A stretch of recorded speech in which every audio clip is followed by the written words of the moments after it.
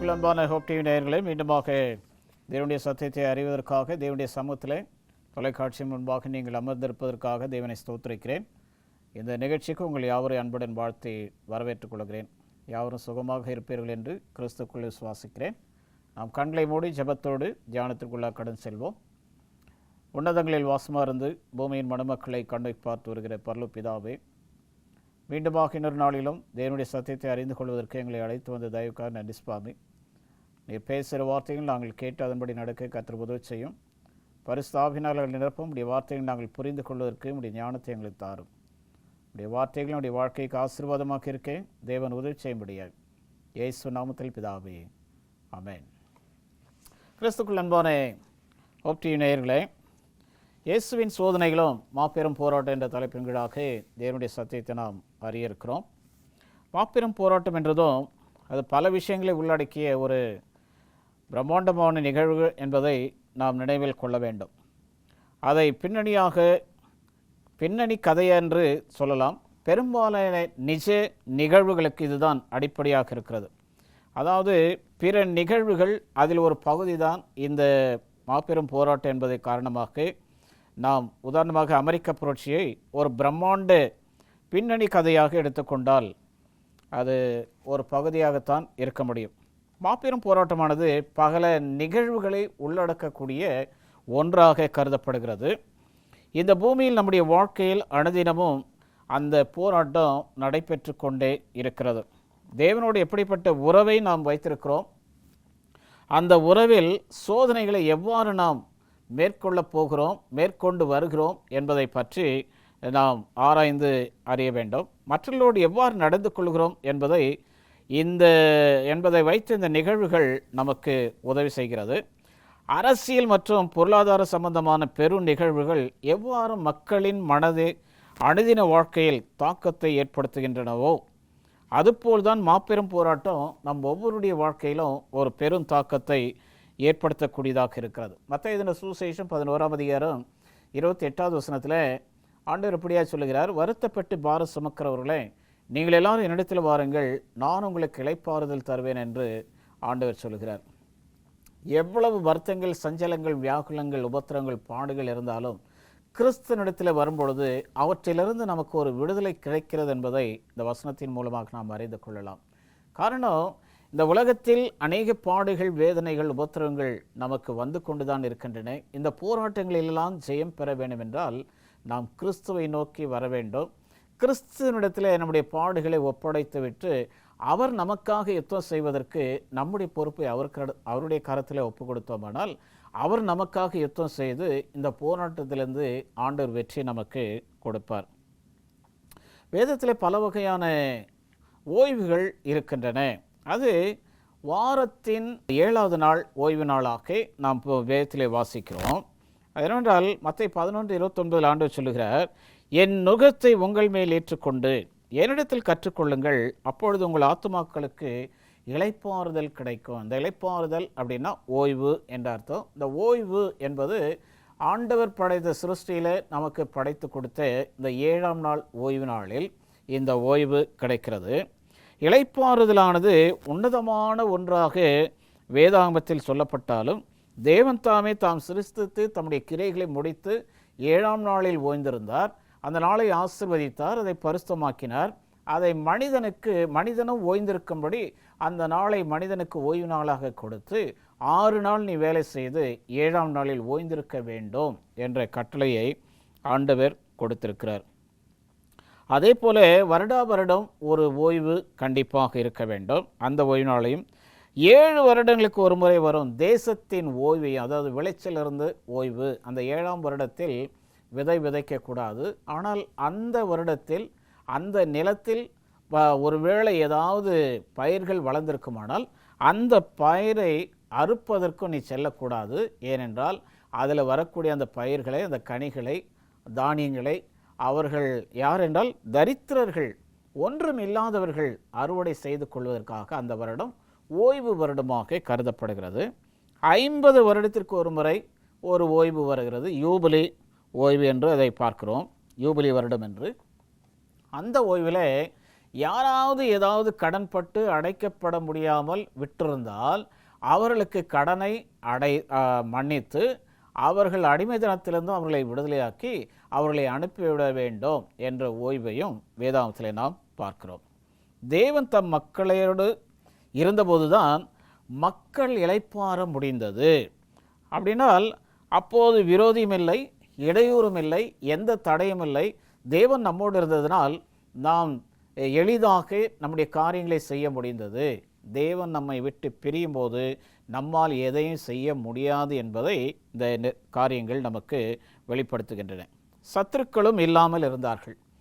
தேவன் தம் மக்களுக்கு கொடுத்த தேசத்தில், குறிப்பாக அவர்கள் சிறையிருப்பிலிருந்தும் நாடு கடத்தப்பட்டதிலிருந்தும் திரும்பி வந்தபோது இளைப்பாறினார்கள்.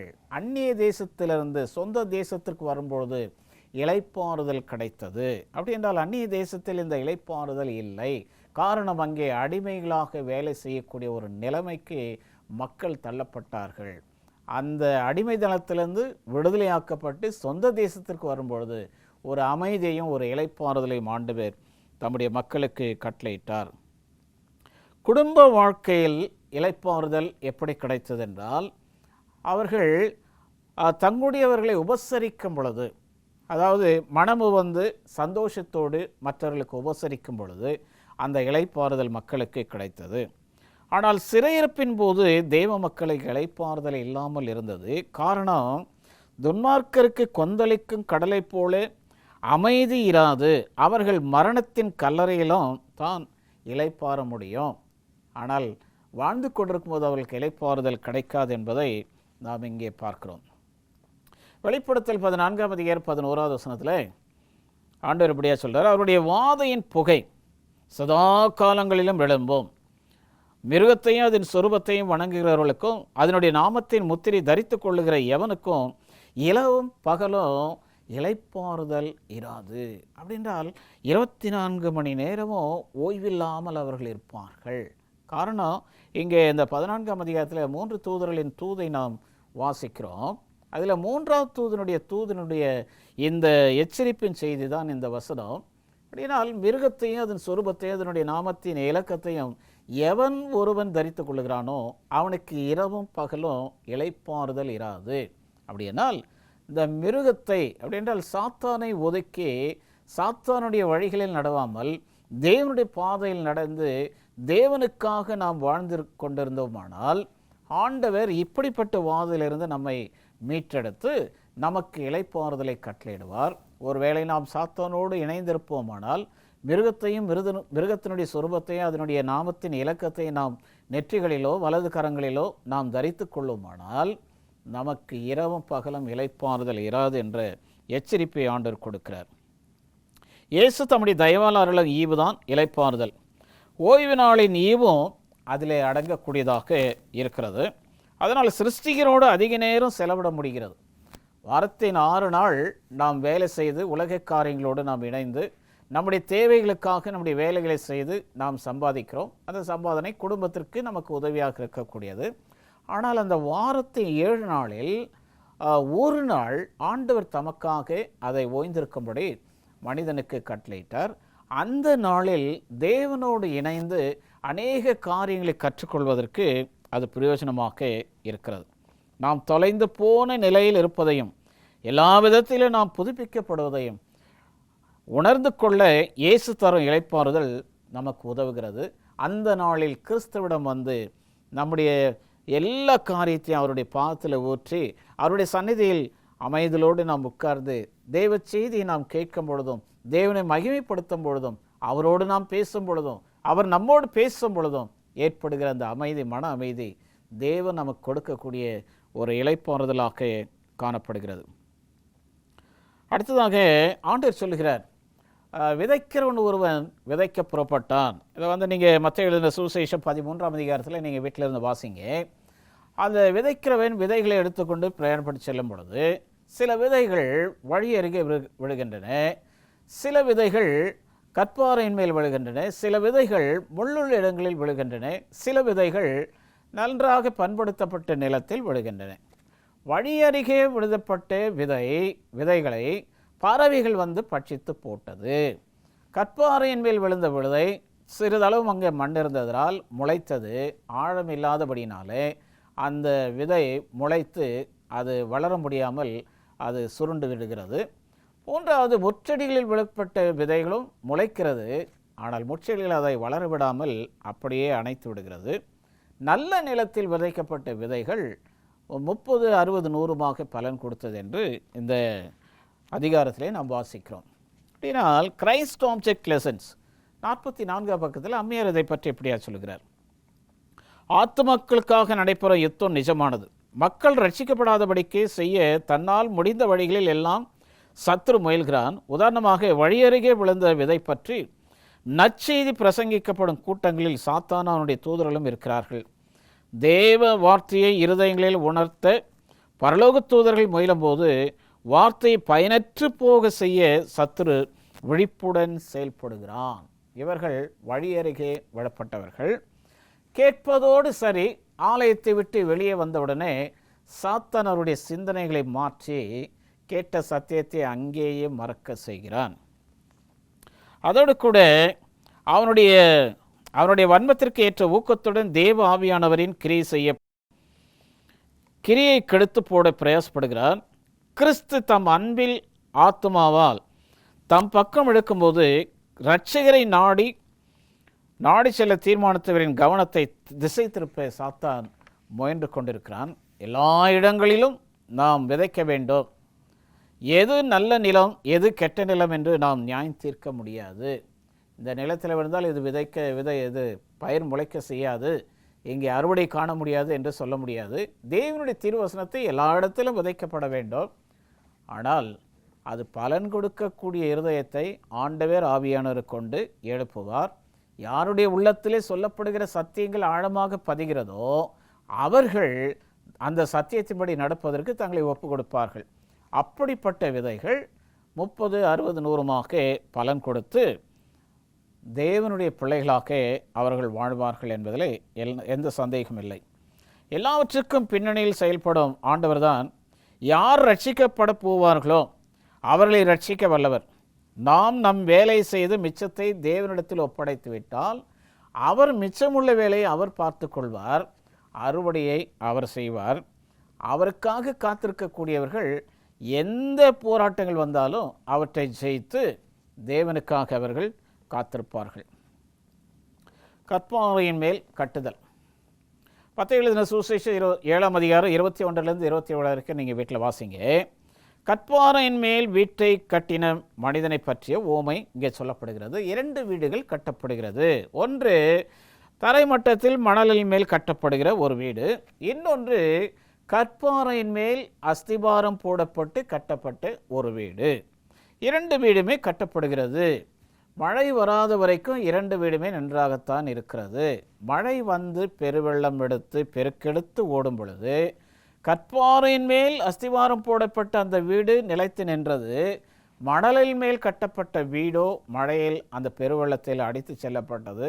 அது இருந்த இடமும் காணப்படாமற் போய்விட்டது என்று இங்கே வேதத்தில் நாம் வாசிக்கிறோம். அப்படியானால் இந்த கன்மலையின் மேல் அஸ்திவாரம் போடப்பட்ட வீடு ஏன் இதற்கு இவ்வளவு விசேஷம் என்று சொல்லப்படும் போது, அந்த கன்மலை என்பது கிறிஸ்துவானவர் மேல் என்னுடைய ஆவிக்குரிய அஸ்திவாரத்தை நான் போட்டு அவருக்காக என்னுடைய வாழ்க்கை நான் நடத்தும் போது வியாகுலங்கள், சஞ்சலங்கள், சோதனைகள், உபத்திரவங்கள், பாடுகள், எது வந்தாலும் சரி நான் அதற்கெல்லாம் அஞ்ச மாட்டேன். ஏனென்றால் கிறிஸ்து என்னோடு இருப்பதால் நான் அஞ்சுவதற்கு வாய்ப்பில்லை என்று நாம் எண்ணி அவருக்காக காத்திருக்கிறோம். அதனால் இந்த உலகத்தின் எந்த காரியமும் நம்மை வெட்கப்படுத்தாது, நம்மை தோற்கடிக்காது. கிறிஸ்து நம்முடன் இருக்கும் வரை நமக்கு தோல்வி என்பதில்லை. கிறிஸ்துவானவர் நம்மோடு இருக்கும்போது எல்லாவற்றிலும் நமக்கு ஜெயம் கிடைக்கும் என்பதில் எந்தவித சந்தேகமும் இல்லை. அதேபோல் நம்மை நாம் ஏமாற்ற வாய்ப்பிருப்பதால் இயேசு இந்த ஊமையை சொன்னார். நடந்து கொண்டிருக்கும் பிரச்சனை பெரியது, உதவியின்றி அதிலிருந்து நாம் தப்ப முடியாது. இயேசு தீமையை வெற்றி கொண்டார். இயேசுவோடு இருக்கிறவர்களுக்கும் தீமையிலிருந்து வெற்றி கிடைக்கும் என்பதில் எந்த சந்தேகமும் இல்லை. அதனால்தான் அவர் கன்மலை என்று அழைக்கப்படுகிறார். அந்த கன்மலை கிறிஸ்து. தீமைக்கு விரோதமாக இந்த தனிப்பட்ட யுத்தத்தில் நாம் வெற்றி பெற முடியும். அதற்கு வாழ்க்கை அவர் மேல் உறுதியாக கட்டப்பட்டிருக்க வேண்டும். அவருக்கு கீழ்ப்படிவதால் மாத்திரமே அவர் மேல் கட்டப்பட முடியும். ஆகையால் நான் சொல்லி இந்த வார்த்தைகளை கேட்டு இவைகளின்படி செய்கிறவன் எவனோ அவன் கண்மலையின் மேல் தன் வீட்டை கட்டின புத்தியுள்ள மனுஷனுக்கு ஒப்பிடுவேன் என்று ஆண்டவர் சொல்லுகிறார். விசுவாசம் ஒரு முக்கிய கூறுதான். ஆனால் கிரியைகள் இல்லாத விசுவாசம் செத்ததாக இருக்கிறது என்று வேதத்தில் நாம் வாசிக்கிறோம். அதே போல் மற்றவர்களை நியாயம் தீர்க்கக்கூடாது என்றும் தேவன் எச்சரிக்கிறார். யுகங்களின் வாஞ்சை 314வது பக்கத்தில் அம்மையார்படி எழுதுகிறாங்க, நீங்கள் குற்றவாளிகள் என்று தீர்க்கப்படாதபடிக்கு மற்றவர்களை குற்றவாளிகள் என்று தீர்க்காதிருங்கள். மற்றவர்களை விட உங்களை சிறந்தவர்களாக எண்ணி உங்களை அவர்களுக்கு நியாயாதிபதியாக ஆக்காதிருங்கள். நோக்கத்தை பகுத்தறிய முடியாது என்பதால் பிறரை நியாயம் தீர்க்கவும் உங்களால் முடியாது. ஒருவரை விமர்சிக்கும் போது உங்களுக்கே நீங்கள் தீர்ப்பு சொல்லுகிறீர்கள். சகோதரர் மேல் குற்றஞ்சாட்டும் சாத்தானின் பங்காளியாக நீங்கள் இருப்பதை காட்டுகிறீர்கள். நீங்கள் விசுவாசம் உள்ளவர்களோ என்று உங்களை நீங்களே சோதித்து அறியுங்கள், உங்களை நீங்களே பரீட்சித்து பாருங்கள் என்று ஆண்டவர் சொல்லுகிறார். இதுதான் நம்முடைய வேலையாக இருக்கிறது. மத்தேயு சுவிசேஷம் 7ஆம் அதிகாரம் முதல் 5 வசனங்களை நீங்கள் வீட்டில் வாசிங்க. மற்றவர்களை குற்றவாளிகள் என்று தீர்க்காதிருங்கள். ஏனென்றால் ஒரு விரலை சாட்டி அவர்கள் மேல் குற்றம் சாட்டுகிறோம், ஆனால் 4 விரல்கள் நம்மை குற்றம் சாட்டுகிறது என்பதை மறந்துவிடக்கூடாது. பிறரை நியாயம் தீர்க்கக்கூடாது என்பதில் 2 முக்கிய கருத்துக்களை இயேசு வலியுறுத்தினார். நாம் எதை செய்கிறோமோ அதே விஷயத்தில் நாம் பிறரை நியாயம் தீர்க்கிறோம். நாம் என்ன தவறு செய்கிறோமோ அதை அப்படியே விட்டுறோம். ஆனால் அதே தவறை பிறர் செய்யும்போது அதை சுட்டி காட்டி அதிலிருந்து வெளியே வரும்படி சொல்லுகிறோம். ஆனால் நாம் செய்கிற அந்த பாவத்திலிருந்து வெளியே வருவதில்லை. பிறருடைய கவனத்தை நம்மிடமிருந்து திருப்பி நாம் குற்றம் காட்டும் நபர் மேல் அனைவருடைய கவனம் திருப்பும்படி செய்கிறோம். நாம் யார் மேலே குற்றம் சாட்டுகிறோமோ மற்றவருடைய கவனம் அவர்கள் மேல் திருப்பும்படியாக அதற்காக பிரயாசப்படுகிறோமே தவிர நம்முடைய குற்றத்தை நாம் உணர்ந்து அவற்றிலிருந்து விடுதலையாக்க வேண்டும் என்ற ஒரு சிந்தனை நமக்குள்ளே இல்லை. நாம் எதை விதைக்கிறோமோ அதையே அறுப்போம் என்று அப்போஸ்தலனாகிய பவுல் சொல்லுகிறார். கலாத்தியர் 6ஆம் அதிகாரம் 7வது வசனத்தில், மோசம் போகாதிருங்கள், தேவன் தம்மை பரியாசம் பண்ண விட்டார், மனுஷன் எதை விதைக்கிறானோ அதையே அறுப்பான் என்று அப்போஸ்தலனாகிய பவுல் சொன்னது போல நாம் எதை செய்கிறோமோ அது நமக்கே வந்து நேரிடும். நாம் மற்றவர்களை குற்றவாளிகள் என்று சொல்லும் பொழுது நாமே குற்றவாளிகள். அப்படியானால் கிறிஸ்து நம்மோடு இருக்கும் பொழுது அப்படிப்பட்ட ஒரு சிந்தனை நமக்குள்ளே வராது. மற்றவர்களை குற்றம் சாட்டக்கூடிய ஒரு எண்ணம் சிந்தனை நமக்குள் எழாது. ஏனென்றால் கிறிஸ்துவை விட்டு நான் பின்வாங்கி இருக்கும் பொழுது நான் மற்றவர்களை குற்றப்படுத்தக்கூடியவனாகவே இருப்பேன். என்னுடைய கண்ணில் ஒரு பெரிய உத்திரமே இருக்கிறது. ஆனால் எனக்கு அடுத்தவனுடைய என்னுடைய எதிரில் இருக்கக்கூடியவனுடைய கண்ணில் ஒரு சிறு துரும்பு மாத்திரமே இருக்கிறது. அந்த சிறு துரும்பு என்னுடைய கண்ணுக்கு தெரிகிறது. ஆனால் என்னுடைய கண்ணில் இருக்கக்கூடிய உத்திரத்தை என்னால் பார்க்க முடியவில்லை. இதை மறைத்து அவனை குற்றம் சாட்டி கொண்டிருக்கிறேன். ஆண்டவர் சொல்கிறாரு, முதலாவது உன்னுடைய கண்ணில் இருக்கக்கூடிய உத்திரத்தை எடுத்து போட்டு அப்பொழுது உன் சகோதரனுடைய கண்ணில் இருக்கக்கூடிய துரும்பை எடுத்து போவதற்கு பிரயாசப்படு. உங்கள்கிட்டே நீ குற்றம் செய்திருக்கும் பொழுது நீ மற்றவனுடைய குற்றத்தை எப்படி சுட்டி காட்டலாம்? நீ குற்றமற்றவனாக இருக்கும் பொழுதே நீ மற்றவனை குற்றவாளி என்று தீர்க்க முடியும். கிறிஸ்துக்குள் அன்பான தேவனுடைய பிள்ளைகளை, நாம் எப்படி வாழ்ந்து கொண்டிருக்கிறோம் அந்த உலகத்தில்? ஆண்டவர் என்ன வாக்குத்தத்தம் கொடுத்திருக்கிறார்? இதோ சகல நாட்களில் நான் உங்களுடனே கூட இருக்கிறேன் என்ற வாக்குத்தத்தம் கொடுத்திருக்கிறாரு. மற்ற 28ஆம் அதிகாரம் 20வது வசனத்தில் ஆண்டவர் எப்படியா சொல்கிறார், நான் உங்களுக்கு கட்டளையிட்ட யாவையும் அவர்கள் கைக்கொள்ளும்படிக்கு அவர்களுக்கு உபதேசம் பண்ணுங்கள். இதோ உலகத்தின் முடிவு வரைந்த சகல நாட்களிலும் நான் உங்களுடனே கூட இருக்கிறேன் என்றார். ஆமேன் என்ற காரியத்தை ஆண்டவர் சொல்லும் பொழுது உலகத்தின் முடிவு பரியந்தோம் கர்த்தராகிய இயேசு கிறிஸ்து உங்களோடும் என்னோடும் இருப்பேன் என்று வாக்குத்தத்தம் பண்ணியிருக்கிறார்.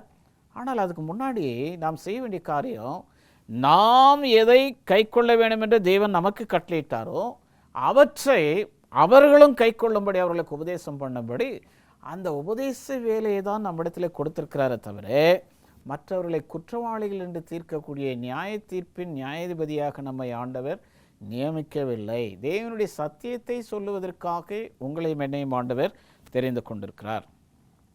இம்மானுவேல் அப்படி என்றால் தேவன் நம்மோடு இருக்கிறார் என்று அர்த்தம். யாக்கோபோடு இருந்தார், தேவன் யோசேப்போடு இருந்தார். எரேமியாவோடு இருந்தார், தாவீதோடு இருந்தார், இன்று உங்களோடும் என்னோடும் கூட இருக்கிறார். அப்படி இயேசு கிறிஸ்து உங்களோடும் என்னோடும் கூட இருப்பாரானால் நீங்களும் நானும் செய்ய வேண்டிய காரியம் மற்றவர்களை குற்றவாளிகளாக தீர்க்காமல் இருப்பது ஆண்டவர் உங்களுக்கு எனக்கு கொடுக்கப்பட்ட ஒரு பெரிய பொறுப்பாக காணப்படுகிறது. எபிரேயர் 13:8 ஆண்டவராக இயேசு கிறிஸ்து சொல்லுகிறார், இயேசு கிறிஸ்து நேற்றும் இன்றும் என்றும் மாறாதவராய் இருக்கிறார் என்று அங்கே நாம் வாசிக்கிறோம். அப்படின்றால் அவர் எப்பொழுதுமே மாறாதவர், மாறக்கூடியவர்கள் நாம் தான். நம்முடைய சூழ்நிலைக்கு ஏற்ப நாம் மாறிக்கொண்டே இருக்கிறோம்.